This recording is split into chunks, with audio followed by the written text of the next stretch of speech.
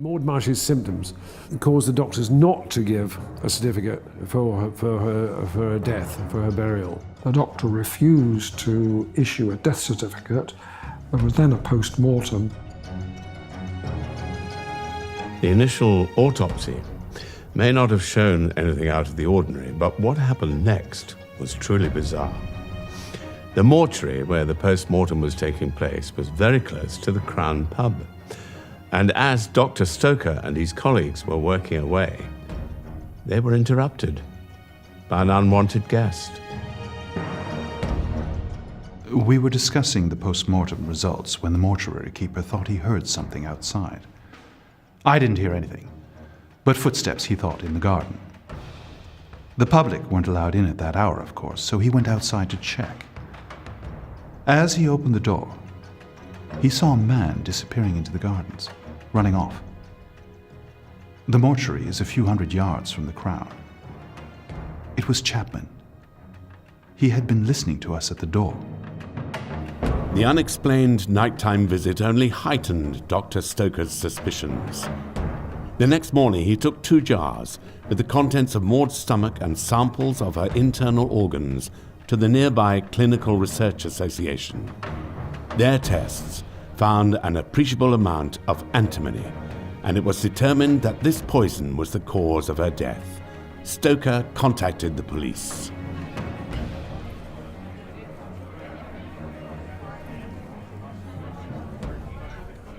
She was so proud of this place.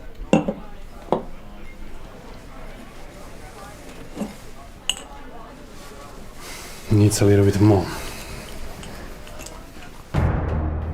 The day when the new king, Edward VII, was due to celebrate his coronation, the 25th of October 1902, was approaching fast. The local residents all had that day marked in their calendars, for there was to be a royal procession. When Detective Inspector Godley arrived, the pub was doing a roaring trade. Poison.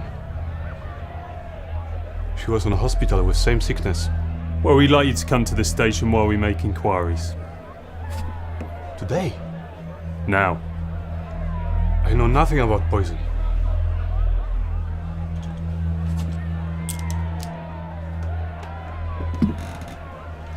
I come. No handcuffs. So what for business? Just 2 old friends then. Going for a walk.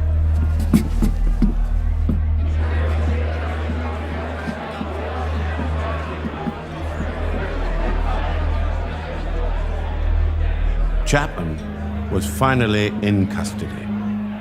He was not allowed to attend the funeral of Maud Marsh, but he did cover all of the expenses. Maud was buried on the 5th of November 1902 in what was a very grand affair. Chapman sent an elaborate wreath comprising many flowers, and he signed it rather curiously, "From a devoted friend." He read all about the funeral in the national newspapers, but was still offering investigators very little help.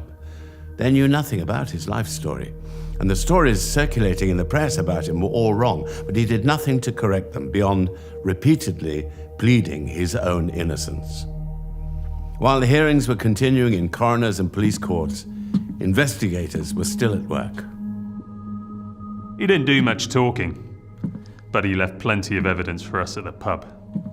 His books were all medical. His accounts included a most helpful record of purchasing tartar emetic in April 1897. And we found 2 memorial cards he presumably kept as trophies. One for Mrs. Mary Chapman, and another for Mrs. Bessie Chapman.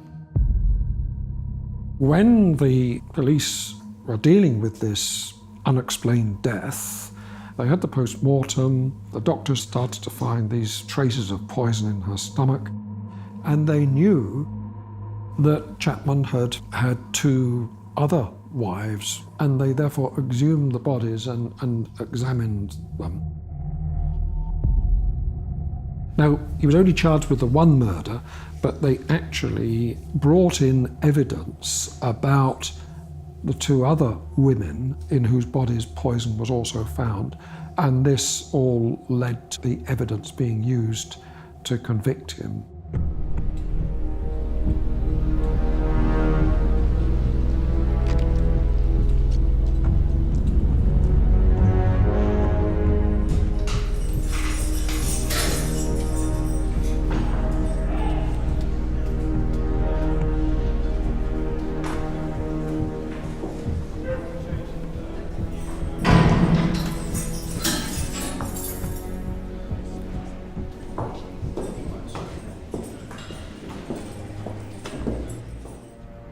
Chapman's trial began on the 16th of May, 1903. The prosecution was led by Edward Carson. If a distinction can be made in degrees of murder, I submit none is more determined and more malicious than that by poisoning. Certainly, no murder could be more demonstrative of the cruelty of the perpetrator than that of a man standing by the bedside of a person he professed to love, seeing her torture day after day from what he had by his own hand administered. Edward Carson was a very famous lawyer, Prominent barrister in Britain. he prosecuted Oscar Wilde and secured his conviction. The fact that Chapman had purchased a large quantity of antimony-rich tartar emetic from a chemist several years before was very strong evidence against him. The prosecution had a key witness in the victim's grieving mother. I live at 14 Longfellow Road, Croydon, and am the wife of Robert Marsh. And what is your relationship to the deceased? Maud was my daughter. How old was your daughter, Mrs. Marsh? She would have been 20 on February 17th. Can you tell me the nature of her first meeting with the prisoner? She had been a barmaid in a situation at Croydon. In August 1901, she was out of that, so she advertised for a new one. And what was the result of that advertisement? She got an answer, and in consequence, I went with her to meet the prisoner. He called himself Chapman. And what happened? We had a talk about Maud accepting the situation. I asked him if there was anyone else living there in the pub, and he said the top floor was occupied by a family, though I never saw them. He had a ring on his finger, and I asked him if he was married or single. And how did he answer that? He said he was a widower. There's always been this public hatred, if you like, of the idea of poison because it's such an insidious way of causing death. Quite what his mindset was, I don't know, but a number of women did come and give evidence.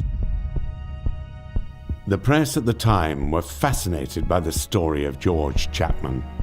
His exceptionally cruel crimes that were seemingly without obvious motive appalled the public. The jury took just 10 minutes to reach their verdict. Members of the jury, have you reached a verdict? We have, Your Honour. Do you find the defendant guilty or not guilty of murder? Guilty. Have you anything to say why sentence of death should not be passed upon you according to law? Detective Chief Inspector Aberline, who had investigated a lot of the Whitechapel murders, said to his colleague George Godley, who was dealing with the Klosowski case, "I see you've caught Jack the Ripper at last." This actually led to Chapman being regarded as a suspect. There are coincidences, that's for sure. He lived for a while in Whitechapel, he had some medical training, he abused women, and rather strangely, He did live for a while with a woman who shared a name with one of the Ripper's victims, Annie Chapman. But that was 5 years after poor, dark Annie was killed in the backyard of a house in Hanbury Street. No evidence was ever brought forward to show that he was Jack the Ripper. But my own feeling is there's not enough evidence to bring any charges against Chapman.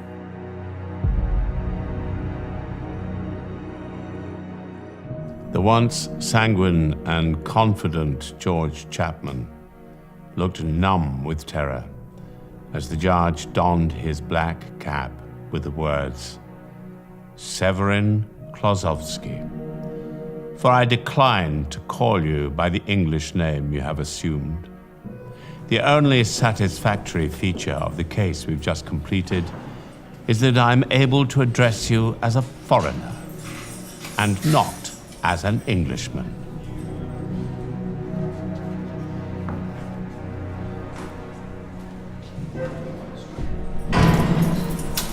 She loved him. He was a monster.